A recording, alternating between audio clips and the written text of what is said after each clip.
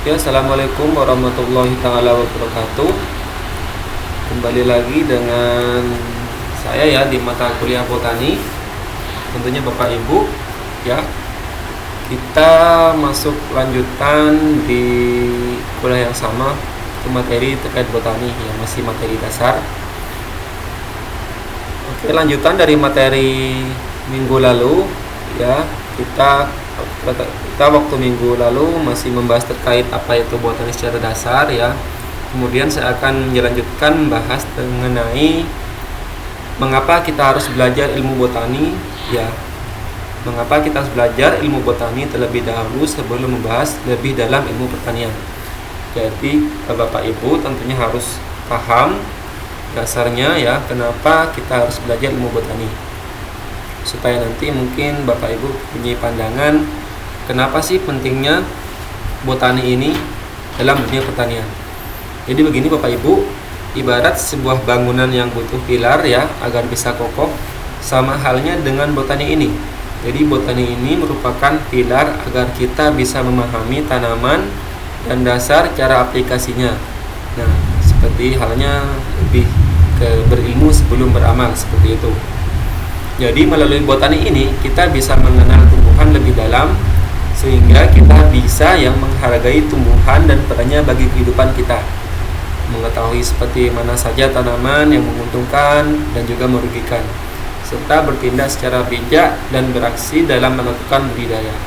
Nah, ini merupakan mengapa alasan kita harus belajar ilmu botani ya. Oke. Ini ada beberapa manfaat ilmu botani dalam kehidupan manusia. Botani sangat bermanfaat bagi kehidupan manusia baik secara langsung maupun tidak langsung. Secara langsung contohnya terkait mengenai papan pangan sandang. Jadi tiga ini merupakan salah tiga tentunya manfaat botani yang bisa kita rasakan secara langsung. Kemudian ada manfaat yang secara tidak langsung. Apa itu? Itu diantaranya penghasil biofuel ya. Tentu kita tahu bahwa tanaman itu memiliki suatu manfaat ya sebagai penghasil biofuel. Kemudian tentu tanaman itu bermanfaat sebagai tanaman hias. Ada juga manfaatnya secara tidak langsung. Tanaman itu tentu ada yang beberapa mengandung berbagai antioksidan. Misalkan contohnya seperti tanaman serai misalkan, seperti itu. Kemudian yang selanjutnya, tanaman diketahui beberapa ya dapat menghasilkan zat makanan dan oksigen. Kemudian yang terakhir, tentu mengatur penyerapan air hujan oleh tanah untuk menjamin ketersediaan air murni untuk sumur dan reservoir bagi kehidupan makhluk hidup. Oke. Jadi itu tadi merupakan dasar dari ilmu botani ya, mengapa kita perlu penting belajarnya ilmu botani. Oke Bapak Ibu sekalian, kita sudah sampai di tahapan materi dasar terkait botani ya. Sudah saya jelaskan minggu-minggu lalu apa itu botani, seperti apa saja ya ruang lingkup botani, pentingnya botani sudah saya jelaskan. Oke, sekarang kita menuju ke materi lebih dalam ya. Salah satunya. Jadi saya sudah menjelaskan minggu lalu ya, ada 4 macam ruang lingkup botani. Itu ada fisiologi tanaman, ada morfologi tanaman, ada taksonomi, dan juga ada anatomi. Oke, sekarang kita menginjak pada morfologi tanaman. Oke, morfologi sudah Bapak jelaskan apa itu morfologi ya. Jadi morfologi itu merupakan bentuk ya. Secara morfologi, bentuk. Nah, sekarang pada materi ini saya akan menjelaskan lebih rinci terkait morfologi akar. Oke, Bapak Ibu sekalian, ini merupakan struktur dasar anatomi akar. Jadi sebelum dalam morfologi itu terdapat struktur dasar anatomi akar. Ya, apa saja itu? Di sini terdapat 6 ya, 6 bagian akar yang terdapat pada akar. Jadi ada tudung akar, ada rambut akar, ada epidermis, ada korteks, ada endodermis, dan ada stele. Jadi 6 bagian akar ini merupakan bagian penting yang menunjang fungsi kembangnya akar. Ya. Jadi ada tudung akar, ada rambut akar, ada epidermis, korteks, endodermis, dan stele. Jadi Bapak Ibu, saya harapkan untuk kedepannya tentu di bagian materi anatomi akar ini Bapak Ibu bisa paham letak ya dari 6 poin bagian penting ini, fungsi dan perannya pada akar. Seperti yang Bapak Ibu bisa lihat ya, ini merupakan bagian bentuk akar ya, ujung akar yang dipotong seperti itu. Kemudian ini merupakan gambaran akar yang dipotong secara melintang ya. Bisa Bapak Ibu lihat ada korteks, ada stele ya. Stele itu bagian tengah sini. Ada xilem, phloem, tentu yang Ibu Bapak sudah mungkin tidak asing lagi tentunya ya, terkait bagian-bagian anatomi akar ini. Oke, lanjut. Kita akan bahas lebih awal yaitu tudung akar atau kaliptra. Jadi tudung akar terletak di ujung akar, melindungi meristem akar dari kerusakan mekanik dan membantu penembusan pertumbuhan akar ke dalam tanah. Jadi tudung akar itu merupakan bagian paling ujung dari akar. Fungsinya yaitu untuk membantu penembusan pertumbuhan akar ke dalam tanah. Jadi memang tudung akar ini merupakan bagian yang berperan untuk penembusan akar dalam tanah. Jadi oleh sebab itu memang bagian yang paling keras ya pada bagian akar. Letaknya di ujung ya Bapak Ibu, gunanya untuk menembus akar supaya tidak rusak ya ke dalam tanah. Tudung akar ini terdiri dari sel-sel parenkrim yang hidup dan sering berisi amilum. Ya, maka dari itu memang bagian ini cukup keras ya Bapak Ibu. Pada sejumlah tumbuhan sel-sel pusat, tudung akar membentuk struktur yang nyata dan tetap disebut kolumella. Ya, merupakan fungsi dari tudung akar. Oke, lanjut. Bagian selanjutnya adalah rambut akar. Ya Bapak Ibu, ini merupakan gambaran dari rambut akar. Rambut akar merupakan modifikasi ya berupa perpanjangan dari epidermis akar yang fungsinya untuk perluasan area penyerapan air dan mineral. Jadi rambut akar ini merupakan bagian akar yang fungsinya sebagai penyerapan air dan mineral. Jadi Bapak Ibu tentu sudah mulai tahu ya. Jadi memang tidak semua akar di sini fungsinya untuk menyerap air dan mineral. Jadi yang menyerap air dan mineral itu hanyalah pada bagian bulu-bulu akarnya saja. Nah, ini bisa Bapak lihat ya, Bapak Ibu lihat. Ini merupakan gambaran dari bulu-bulu akar yang diperbesar ya sebesar 100 mikromilimeter. Seperti itu. Jadi ini merupakan gambaran bagi bulu akar. Jadi ini merupakan bagian akar yang tugasnya berfungsi untuk penyerapan air dan mineral. Seperti itu. Ya, rambut akar. Oke, selanjutnya ada epidermis. Epidermis merupakan lapisan terluar akar ya yang tersusun atas sel-sel yang rapat satu sama lain tanpa ruang antar sel dan juga berdinding tipis. Ya. Di bagian ujung tempat terjadinya penyerapan dinding sel epidermis terdiri dari bahan selulose dan pektin. Bila epidermis tidak terkelupas, waktu akar menua, dinding selnya akan mengalami penebalan disebut keratin dan suberin. Ya, jadi ini memang merupakan bagian dari lapisan terluar akar yang disebut dengan epidermis. Selanjutnya ada korteks.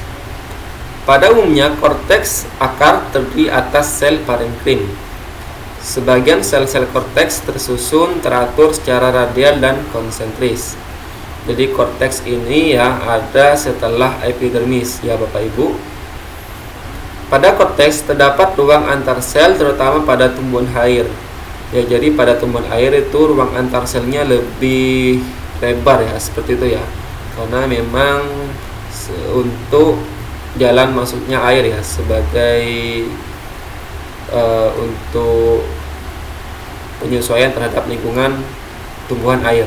Itu ruang antar selnya lebih banyak yang membentuk parenkim. Sel-sel korteks sering mengandung tepung dan terkadang kristal.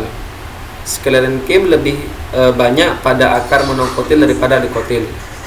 Oke, sebelum nanti saya akan membahas monokotil dikotil itu apa, tentu untuk korteks ini berbeda ya untuk masing-masing jenis, baik monokotil dan dikotil. Kemudian lapisan keluar korteks di bawah epidermis ada yang mengalami diferensiasi menjadi eksodermis. Jadi ada beberapa memang lapisan keluar korteks itu berdiferensiasi menjadi eksodermis dengan sel yang mengalami suberesiasi. Lapisan terdalam terdiferensiasi menjadi endodermis. Ya, jadi ada namanya lapisan dalam ya, bisa Bapak lihat di sini endodermis ya. Jadi endodermis ini merupakan salah satu lapisan hasil diferensiasi dari korteks. Jadi ada epidermis lapisan luar, kulit luar, korteks ya setelahnya. Kemudian ada lanjutannya adalah endodermis, lapisan di bagian dalam akar. Nah, ini dia endodermis. Ya, bisa Bapak Ibu lihat. Jadi endodermis ini seperti ini gambarannya. Sama seperti epidermis, cuma letaknya ada pada bagian dalam. Berupa satu berlapis sel yang tersusun rapat tanpa ruang antar sel. Jadi pada endodermis ini nggak ada ruang antar sel ya, lebih rapat. Beda sama epidermis yang luar. Jadi untuk yang endodermis ini lebih rapat antar selnya. Dinding selnya mengalami penebalan gabus yang dinamakan pita Kaspari. Ya, memang apabila diperbesar ya, bisa Bapak Ibu lihat di gambar samping ini. Jadi di endodermis ini terdapat semacam gabus ya, bentuknya gambar seperti gabus. Ya, penebalan gabus ini yang dinamakan dengan pita Kaspari. Penebalan gabus ini tidak dapat ditembus air, sehingga air masuk ke silinder pusat melalui sel endodermis. Ya, yang dindingnya tidak menebal. Jadi memang ada fungsi khusus yang namanya sel endodermis ya, untuk air supaya bisa masuk menuju ke pusat. Endodermis merupakan pemisah yang jelas antara korteks dan stele.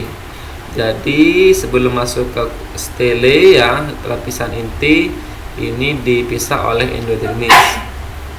Oke, itu ya Bapak Ibu, tadi sudah dijelaskan oleh saya mulai dari rambut akar, epidermis, korteks, terus melanjut ke endodermis. Lanjut, nah ini dia adalah stele atau silinder pusat. Nah, jadi termasuk inti dari akar. Setelah endodermis itu baru bagian selanjutnya adalah stele, silinder pusat. Stele atau silinder pusat merupakan lapisan yang terletak di tengah akar di sebelah dalam endodermis. Bagian keluar dari stele yang berbatasan dengan endodermis adalah periskel yang tersusun atas sel parenkim yang berdinding tipis dan mempunyai potensi menjadi meristem kembali sehingga terkadang disebut perikambium. Nah, ini dia gambarannya ya. Jadi ini merupakan bagian pusat stele. Bapak Ibu bisa Ibu lihat di sini, Bapak Ibu lihat. Dalam stele silinder pusat ini ada yang namanya pembuluh angkut xilem dan pembuluh tapis floem. Ya, Bapak Ibu mungkin sudah pernah mendengar ya, tidak asing apa itu xilem dan floem. Xilem merupakan pengangkut air ya, fungsinya xilem mengangkut air dan mineral dari tanah ke daun. Sedangkan floem itu mengangkut hasil fotosintesis dari daun ke seluruh bagian tubuh tumbuhan. Nah, itu tadi ya bagian dari stele silinder pusat ini. Jadi ada vesikel, ada xilem, dan ada floem. Untuk lebih jelasnya bisa Bapak Ibu lihat di sini ya, di gambarannya ya. Jadi xilem itu yang mana, floem itu yang mana. Memang cukup sulit ya membedakan di sini mana yang xilem, mana yang floem. Floem ini untuk gambarnya seperti ini ya Bapak Ibu, untuk gambaran floem. Jadi ini merupakan bagian dari inti stele, silinder pusat. Oke, lanjut ke bagian pertumbuhan primer akar. Jadi akar itu mengalami pertumbuhan ya, yang disebut dengan pertumbuhan primer. Akar berfungsi untuk menyerap makan ya dari dalam tanah. Itu fungsi utama akar yang perlu kita ketahui. Pertumbuhan akar primer, akar berkembang dari meristem apikal di ujung akar yang dilindungi kaliptra tudung akar. Oke ya Bapak Ibu, jadi tudung akar yang sudah saya jelaskan itu tidak mengalami perkembangan. Yang mengalami perkembangan adalah ini dia ya, di bagian sini, meristem apikal. Jadi meristem apikal ini merupakan bagian yang mengalami perkembangan dalam akar. Sedangkan bagian tudung akar ini hanya menutupinya saja, tidak berkembang. Yang berkembang adalah bagian sini, bagian meristem apikal. Tudung akar tersebut juga berasal dari meristem apikal yang terdiri dari sel parenkim. Hanya saja memang perkembangannya tidak sebesar yang bagian dalam. Pembelahan meristem apikal membentuk area pemanjangan sel. Di belakangnya terdapat area sel dan zona pematangan atau diferensiasi. Pada area diferensiasi zona pematangan ini maksudnya sel akar berkembang menjadi beberapa sel permanen. Misal beberapa sel terdiferensiasi menjadi xilem, floem, parenkim, dan sklerenkim. Jadi memang terdapat ya Bapak Ibu di bagian area sel ini yang berkembang terdiferensiasi menjadi xilem, floem, parenkim, dan sklerenkim. Nah, ini merupakan salah satu konteks dari pertumbuhan primer akar. Nah, dalam pertumbuhan ya primer akar ada beberapa hal yang harus Bapak Ibu ketahui. Yang pertama itu adalah proses area pembelahan sel atau yang dinamakan proliferasi. Area yang memiliki sel-sel meristematik sehingga pertumbuhannya paling cepat ya, yaitu pada apikal meristem. Dalam area ini terdapat meristem apikal atau meristem primer yang menghasilkan sel-sel meristem dan mengganti sel tudung akar yang mengelupas saat menembus tanah. Jadi memang fungsi dari area pembelahan sel ini ada pada apikal meristem yang letaknya sebelum di tudung akar ya Bapak Ibu. Fungsinya apa? Jadi misalkan apabila tudung akar ini rusak ya atau kelupas, maka fungsi dari apikal meristem untuk mengganti sel-sel yang rusak tersebut. Jadi apikal meristem ini merupakan salah satu bagian dasar dari area akar yang fungsinya sebagai pembelahan sel. Terdapat juga sel pusat tenang yang berfungsi sebagai cadangan pemulihan. Ya, cadangan pemulihan meristem saat mengalami kerusakan. Di dalam area ini, ya, sel pusat tenang itu juga terdapat protoderm, prokambium, dan meristem dasar. Ya, yang Bapak bisa lihat di sini ya Ibu Bapak lihat. Di bagian zona pembelahan sel ini terdapat meristem apikal dan primer. Ya, kita masih membahas di bagian sini ya Bapak Ibu. Jadi di sini merupakan zona di mana sel itu membelah. Bukan memanjang, tapi membelah. Karena ada 3 zona ya Bapak Ibu. Ada zona pematangan, zona pemanjangan, dan zona pembelahan. Oke, kita masih dibahas di bagian zona pembelahan sel. Oke, lanjut ke area pemanjangan. Ya, area zona pemanjangan. Jadi tadi sudah membahas terkait zona pembelahan, ada namanya zona pemanjangan akar di bagian tengah sini Bapak Ibu. Oke, di area pemanjangan ini sel mengalami pemanjangan dan pembentangan, yang memanjang dan membentang ke samping. Area ini sebagian besar bertanggung jawab terhadap pendorongan ujung akar.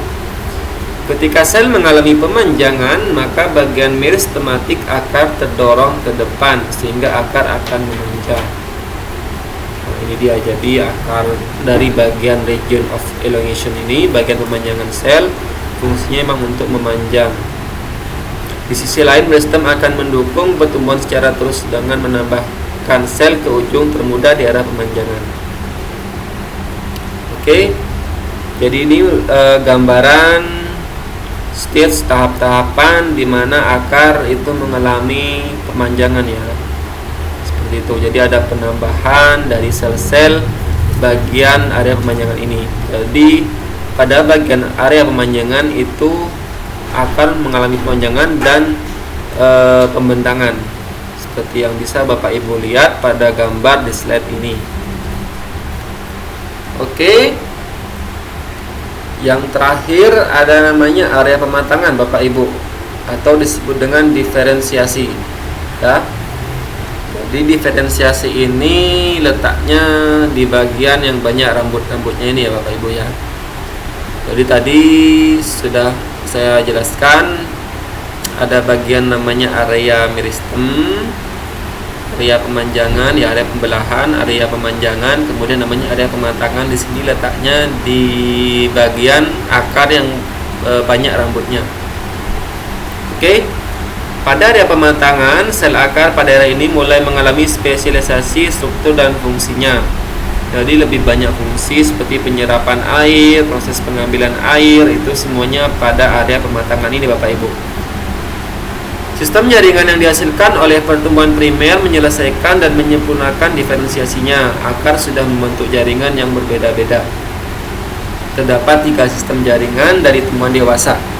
Jadi pada jaringan ini ya Bapak Ibu, itu ada 3 jaringan yang terdapat ya pada area ini. Jaringan dermal, jaringan dasar, dan jaringan vaskular. Jaringan dasar merupakan lapisan paling dalam dari jaringan meristem apikal yang berdiferensi menjadi korteks dan stele ya. Oke, jadi mungkin Bapak Ibu sudah ketahui, jadi jaringan dasar pada area pematangan itu akan berdiferensiasi menjadi korteks dan stele. Jadi korteks dan stele itu terbentuk dari bagian area pematangan ini ya Bapak Ibu ya. Jadi lebih banyak itu di sini. Stele ya, pusatnya yang tadi saya jelaskan di bagian silinder pusat yang ada xilem dan floem. Jadi lebih banyak dia besar ditemukan di sini. Oke, lanjut. Pertumbuhan sekunder akar. Pertumbuhan sekunder pada akar terjadi akibat aktivitas kambium dan kambium gabus yang membentuk xilem dan sekunder. Jadi ada namanya, tadi sudah saya jelaskan pertumbuhan primer, kemudian ada namanya pertumbuhan sekunder ya Bapak Ibu. Pertumbuhan sekunder ini terjadi akibat adanya aktivitas kambium dan kambium gabus yang membentuk xilem sekunder dan floem sekunder. Tadi ada namanya floem sekunder dan xilem sekunder.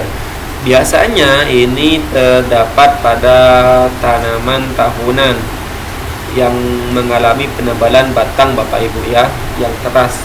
Tanaman tahunan seperti pohon seperti itu ya, yang keras batangnya. Ini mengalami pertumbuhan sekunder akar. Aktivitas kambium ini menyebabkan pertambahan diameter akar.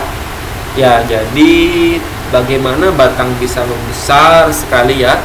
Ini disebabkan karena adanya aktivitas kambium ya Bapak Ibu yang terjadi pada proses tahapan pertumbuhan sekunder akar.